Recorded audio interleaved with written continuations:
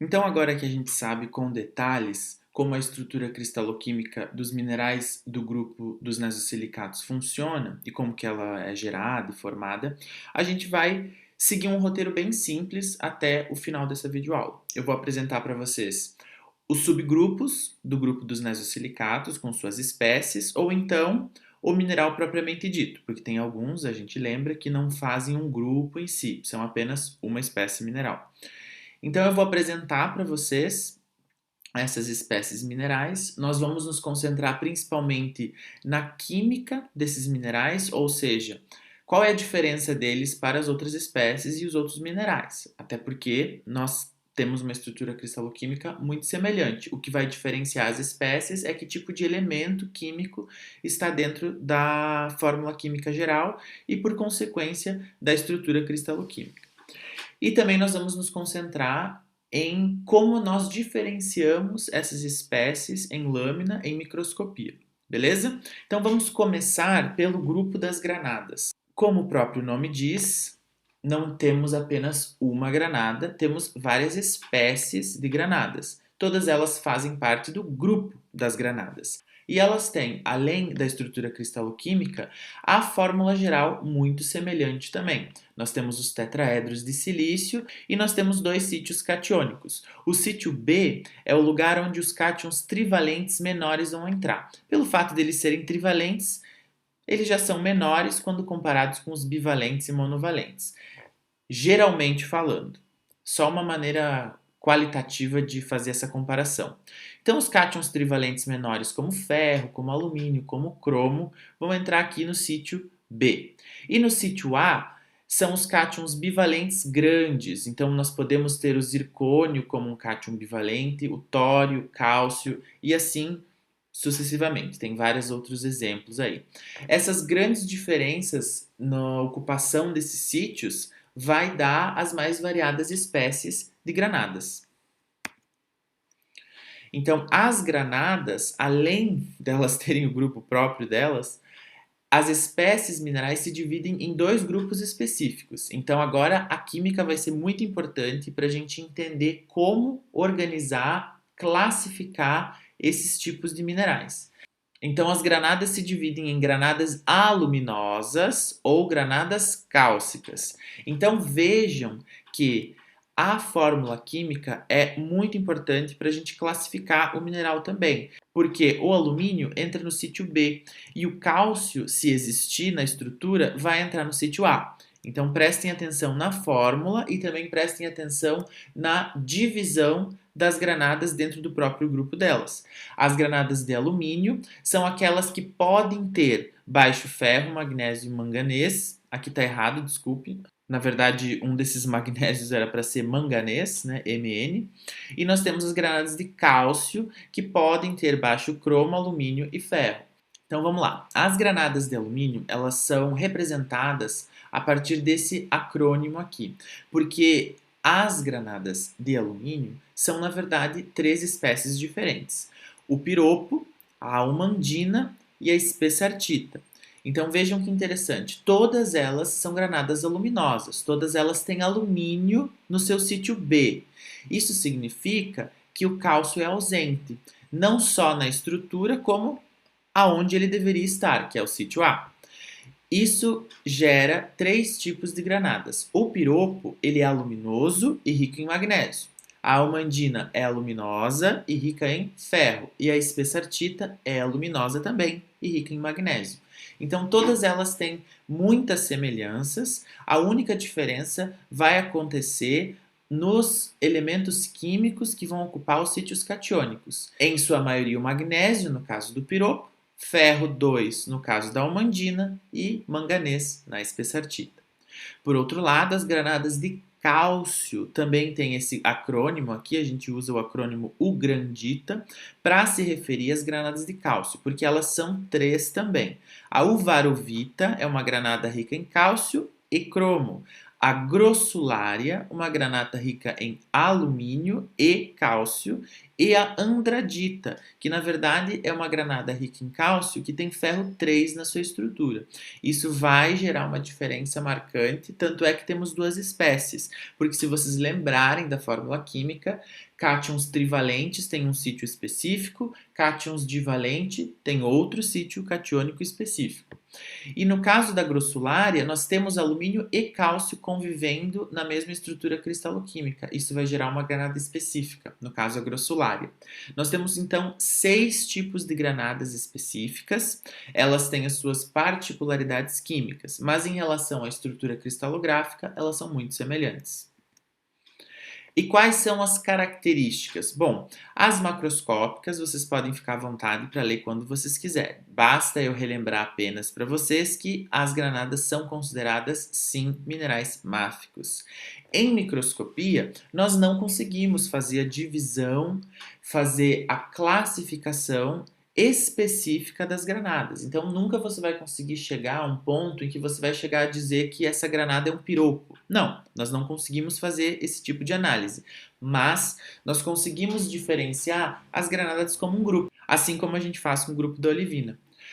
Cristais de granada possuem clivagem inexistente, em sua grande maioria são incolores, mas podem ter uma cor bem sutil de castanho claro, são intensamente fraturadas e as características que mais a distinguem, claro, em conjunto com outras, é o relevo muito alto, a gente vai ver depois, e nós temos que as granadas são isótropas. Então, nós não temos nenhum tipo de fenômeno visual, fenômeno óptico, após inserirmos o analisador. O nosso trabalho termina antes da gente inserir o analisador. Elas são isótropas. Eu queria apenas mencionar para vocês que existem outras granadas mais específicas. Uma granada pode ser hidratada, nesse caso ela seria chamada de hidrogranada. E nós temos granadas também com especificidades químicas, como aquelas que têm uma quantidade expressiva de titânio no sítio B, que no caso seria a melanita. Elas formam contextos bem específicos. Onde que a gente encontra granadas, minerais do grupo da granada? Tipicamente em rochas metamórficas. As granadas elas são muito comuns nesse contexto metamórfico. Então você vai encontrar esses minerais em xistos, gnaisses, eclogitos, a depender do grau metamórfico, a depender da composição química do protólito. Pode existir em rochas ígneas? Pode. É raro, mas pode ocorrer granadas em um tipo de rocha granitoide, por exemplo. E elas também podem ocorrer como detritos em rochas sedimentares. Então aqui nós temos uma representação 2D do sistema cristaloquímico da granada, dos minerais do grupo das granadas. Nós temos nenhuma novidade, exatamente 0 novidades. Por quê? Porque os sítios cristaloquímicos eles são divididos em tetraedros, aqui representados pela letra C, alternados com octaedros, representados pela letra B, que compartilham vértices. E nós temos ainda um sítio A, que é cercado por 8 oxigênios em poliedros de coordenação irregulares. Então, o que a gente vê aqui? Em verde, os sítios tetraédricos, coordenação 4, pode até entrar outras coisas aqui dentro, mas principalmente silício e alumínio. Nós temos o sítio B, que está em uma coordenação octaédrica. Então, o que a gente tem aqui? Aqueles cátions trivalentes. E, por fim, nós temos um outro sítio, que aqui é chamado de sítio A, que vai estar em coordenação dodecaédrica. Isso significa o quê? Que ao redor do cátion central nós temos 8 oxigênios, não mais apenas 6. É um sítio maior, mais irregular e que aceita cátions um pouco maiores, cátions um pouco mais robustos, que é por isso que o cálcio entra aqui, por exemplo. Para ver essa estrutura em 3D, eu convido vocês a acessar o site que está aqui embaixo. Aqui, só para a gente finalizar essa conversa sobre estrutura cristaloquímica, eu trago para vocês um exemplo da estrutura cristaloquímica do piroco, que é uma granada aluminosa que tem magnésio em sua composição. Então nós vamos observar aqui primeiro os oxigênios, eles são comuns a todos os tipos de poliedros que a gente vai observar. O silício, que vai estar no centro dos poliedros que a gente chama de tetraedros. O magnésio é um cátion específico que vai estar no sítio A, porque ele é bivalente. O alumínio vai estar no sítio B, porque ele é trivalente. E eles todos vão se coordenar de maneira octaédrica ou dodecaédrica e se juntar de maneira a eliminar as suas cargas negativas remanescentes e formar uma estrutura cristaloquímica contínua e estável.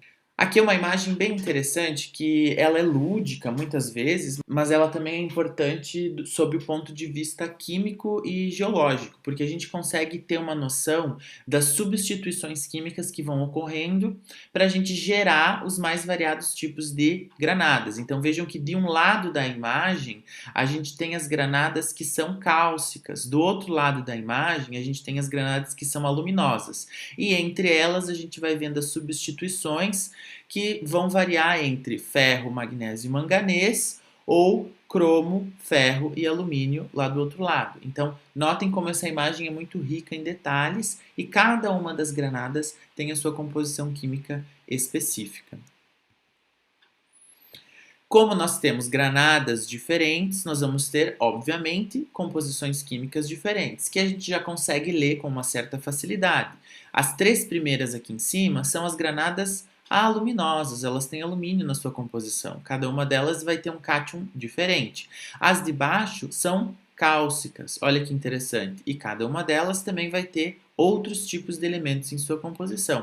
A diferença é, enquanto o alumínio ocupa o espaço B, o cálcio, porque ele é um pouco maior, vai ocupar o espaço ou sítio catiônico A.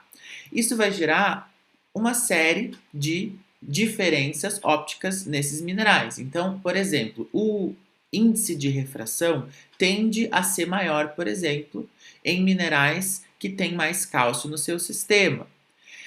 Em compensação, a gravidade ela muda relacionada diretamente com o tipo de elemento que está na estrutura. Então, o ferro é um metal, ele tende a ser mais denso. Logo, a variedade de granada que tem ferro em sua composição vai ser mais densa também. E a célula unitária ela vai ter um tamanho diferente também em função dos cátions que estão ocupando os sítios catiônicos. Então, por exemplo, a célula unitária mais robusta que a gente tem é da andradita, quase perto da uvarovita. O que elas têm em comum? Elas têm o fato de ter cálcio na sua estrutura. O cálcio é um cátion maior, o cátion mais robusto. Então, isso vai impactar diretamente no tamanho da célula unitária dos minerais. Imagens macroscópicas das mais variadas granadas que a gente encontra na natureza. Então, agora vocês têm os nomes específicos delas e vocês podem associar esses nomes com a sua composição química. Parece ser difícil, mas não é. São só 6 espécies. Então, principalmente pessoas que trabalham com petrologia metamórfica, por exemplo, já é muito comum se referir ao nome específico da granada, porque essas granadas elas são geradas em contextos de temperatura e pressão diferente. Então elas são muito utilizadas também para estudos metamórficos. Temos aqui outras imagens, no caso aqui de baixo nós temos a grossularia, ela seria esse mineral aqui meio vermelho, porque o mineral prismático é um piroxênio. E vocês conseguem ver também que legal que é o hábito, né? Quando você tem um hábito bem formado, ele vai refletir a célula unitária, ele vai refletir o arranjo cristaloquímico. Em lâmina, vamos observar agora alguns exemplos. Como eu mencionei para vocês, as granadas são isótropas. Então, quando você insere o analisador, você tem que o cristal está totalmente apagado, não importa o ângulo da platina, não importa se você gira ou não. E aqui nós temos algumas características interessantes de observar. São rochas metamórficas, por isso essa trama mineralógica, mas vocês conseguem observar o relevo, que é mais alto do que os cristais adjacentes, o intenso fraturamento que existe aqui nesse cristal. Aqui na direita nós temos porfiroblastos de granada. Então olhem que interessante como a gente consegue facilmente identificá-la devido, por exemplo, ao seu relevo, muito mais alto do que os minerais ao redor nesse caso, e obviamente o fato de que é um cristal isótropo.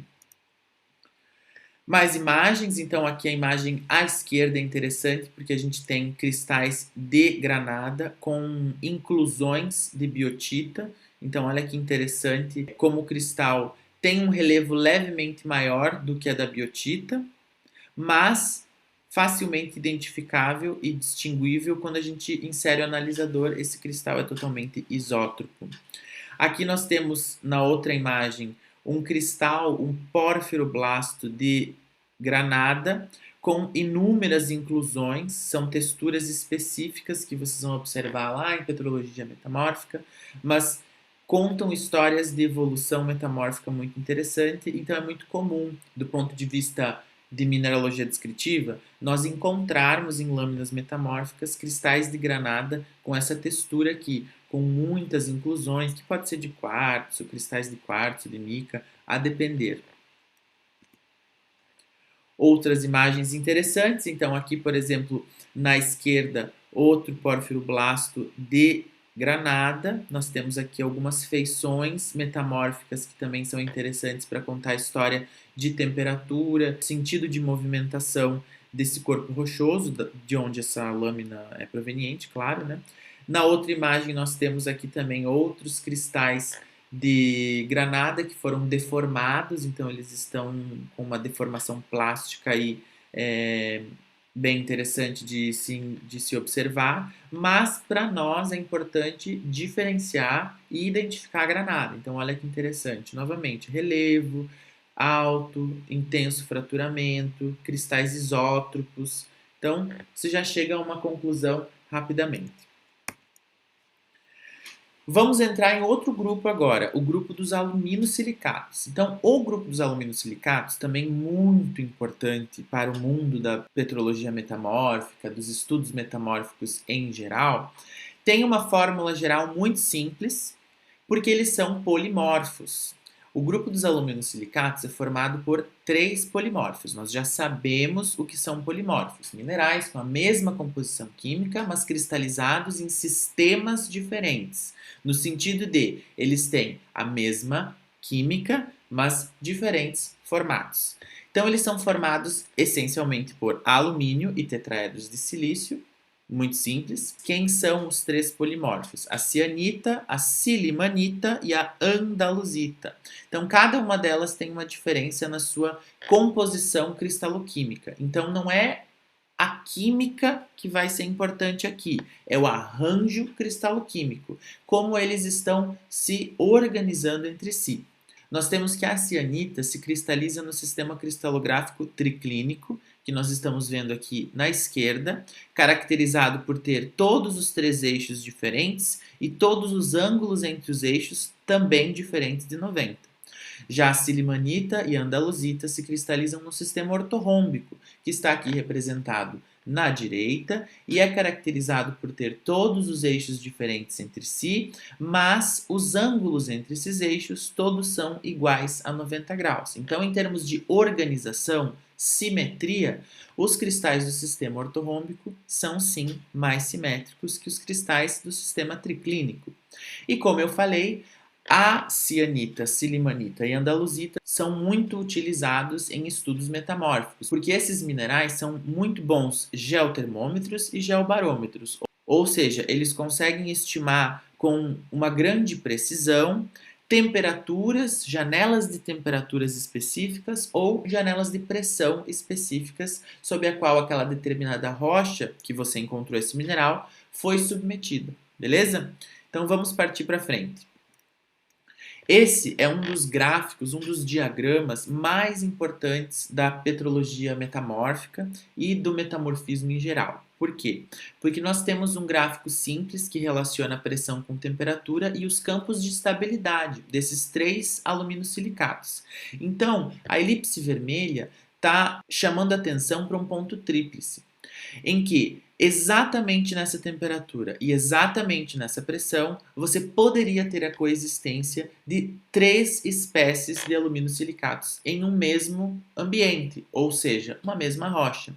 É por isso que esses minerais são muito bons geotermômetros e geobarômetros, porque se você estiver utilizando a microscopia óptica, e estiver analisando uma rocha metamórfica e conseguir descrever e diagnosticar que na sua rocha existe cianita e silimanita, você já consegue fazer algumas inferências em relação, por exemplo, à pressão ao qual essa rocha foi submetida, porque a andaluzita é um aluminosilicato típico de pressões baixas. Agora, por exemplo, se você estiver trabalhando com a andaluzita e a silimanita na mesma rocha, você já pode fazer algumas inferências a respeito da pressão. Ela foi baixa, não foi submetida a uma pressão muito alta, porque a andaluzita não é estável em pressões muito altas. Então veja como é interessante identificar um desses três, mas saber identificar os três minerais para fazer estudos metamórficos muito mais sofisticados.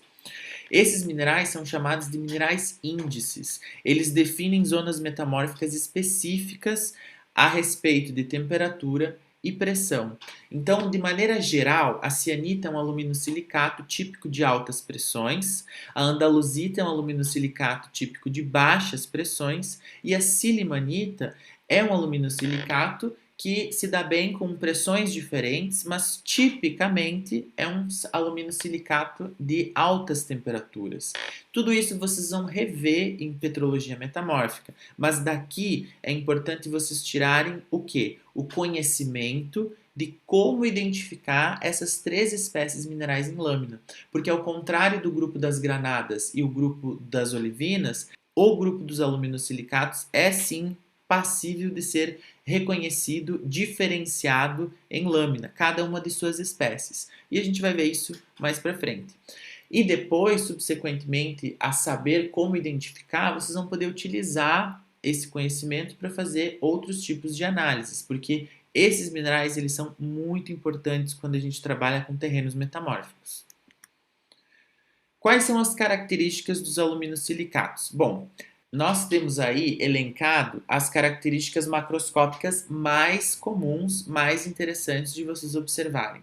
Vou deixar aí para vocês lerem, vou fazer apenas duas ressalvas. A primeira é a composição cristaloquímica, a estruturação cristaloquímica dos aluminosilicatos é diferente entre eles três, mas semelhante o suficiente para os mesmos serem classificados como sendo nesosilicatos.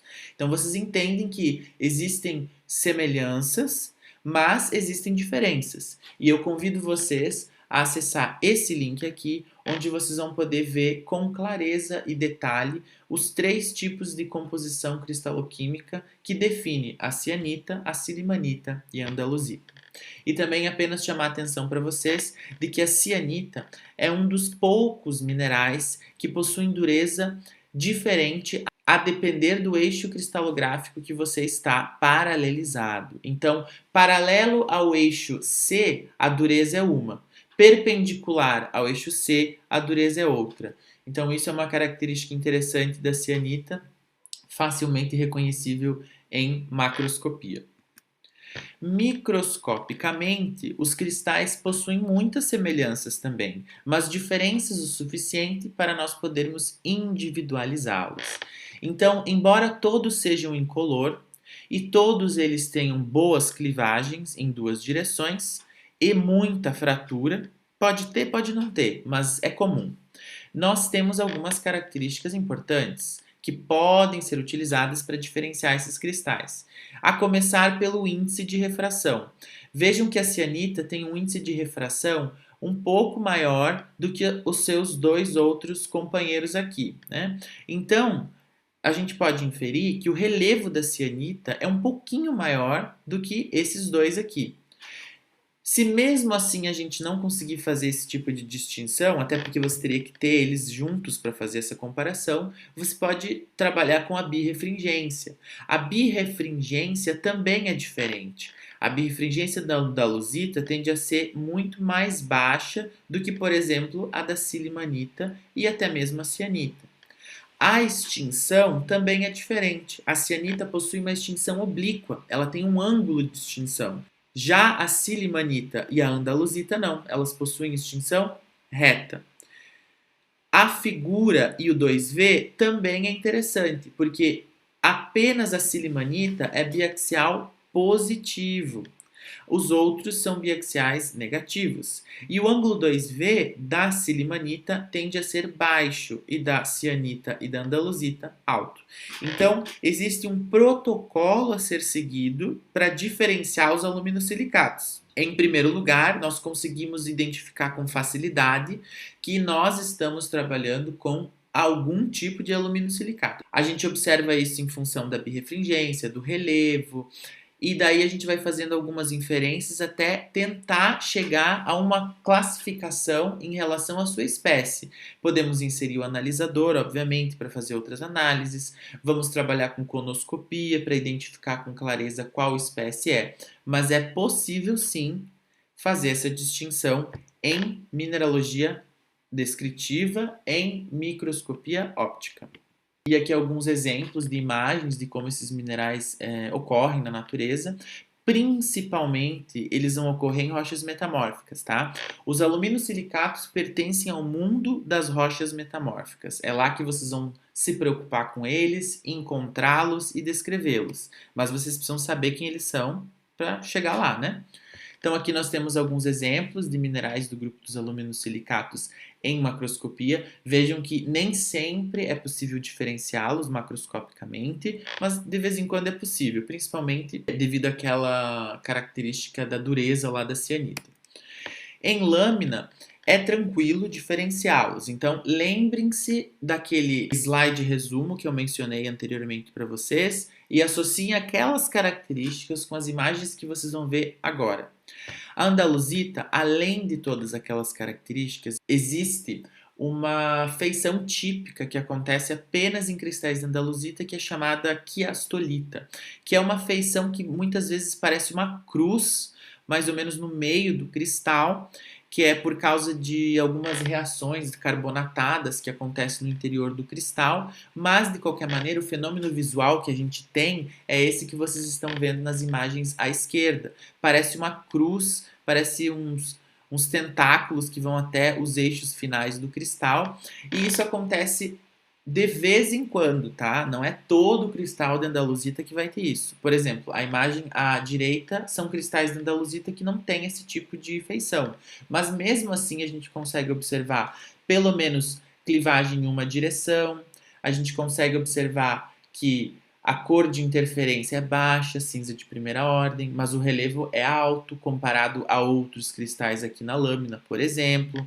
Então vocês podem já ir se acostumando com essas feições típicas ou feições mais específicas, como essa quiastolita que eu mencionei. Aqui outras imagens, olha como a quiastolita aparece aqui com mais clareza, então nem sempre vai aparecer e de vez em quando aparece uma que é uma porcaria, de vez em quando aparece outra que é muito bonita, muito didática, como essa que a gente está vendo agora nas imagens à nossa esquerda. Quando não aparece, você tem outros tipos de características que nos ajudam a diferenciá-la. Então, por exemplo, aqui você tem cristais de andaluzita que não possuem esse tipo de feição, e uma das características que vocês têm que observar é que aqui é uma seção basal, por exemplo. Então você está vendo aqui dois ângulos de clivagem. Aqui não, aqui você está vendo apenas um ângulo de clivagem e o relevo é muito diferente daquele que a gente observa nesse cristal aqui. Então são várias opções que vocês podem utilizar para fazer esse tipo de análise e diagnóstico. A cianita, antigamente chamada de distênio, mas agora não utilizamos muito esse termo, é um cristal aqui do grupo dos aluminosilicatos que tem essas feições que a gente está observando. As clivagens são muito boas quando vocês identificam uma seção que apresenta as duas clivagens. Mas ela tem aí também o seu relevo mais ou menos alto, ela tem uma clivagem muito pronunciada que atravessa a face mais longitudinal do cristal, então isso também ajuda a gente diferenciá-la. Então olha que interessante essa clivagem bem pronunciada que atravessa a face mais longa do cristal, né? Então são várias características que nos permitem identificá-la. Outras imagens da cianita, que com clareza a gente consegue ver essa clivagem que atravessa aqui longitudinalmente o cristal. Nós temos também que a birrefringência e, por consequência, a cor de interferência pode ser um pouquinho maior. Então, são algumas características. Aqui, por exemplo, olha como o relevo é infinitamente maior quando comparado ao quartzo, por exemplo. O relevo dos aluminosilicatos é alto quando comparado ao quartzo, ao feldspato, por exemplo. Então, fica aí uma dica muito importante para vocês trabalharem com rochas metamórficas. É muito comum nós encontrarmos quartzo em rochas metamórficas, então façam suas análises tendo em consideração o quartzo como parâmetro. A silimanita tem uma característica interessante, duas na verdade. A primeira delas ela tem uma clivagem diagonal, então eu estou mostrando aqui para vocês, na imagem à esquerda, essa clivagem típica da silimanita, em que ela é diagonal às arestas do cristal. Tá? Então essa é a primeira característica. A segunda a gente vai ver depois, já menciono para vocês. Mas vejam que interessante essa outra imagem também, que você tem os cristais que, embora tenham alguns alongados, nós ainda temos alguns que têm a clivagem pronunciada diagonal, relevo alto, incolor, temos aqui umas cores de interferência maiores. O conjunto de características vai nos possibilitando a chegar a uma conclusão. E essa é outra característica da silimanita. Ela também pode ser encontrada nesse hábito aqui, ó, um hábito acicular, um hábito de agulhas, né? Um hábito que é bem alongado e anédrico também. Então, isso também é muito comum de ser encontrado em rochas metamórficas, inclusive é uma das características diagnósticas em relação à silimanita. Ela é a única dos aluminosilicatos que se apresenta dessa forma, assim, que parece um feixe de agulhas. E nem por isso ela perde as outras características, né? Relevo, cor de interferência. Então, é apenas mais uma característica que a gente utiliza para fazer essas distinções entre os aluminosilicatos.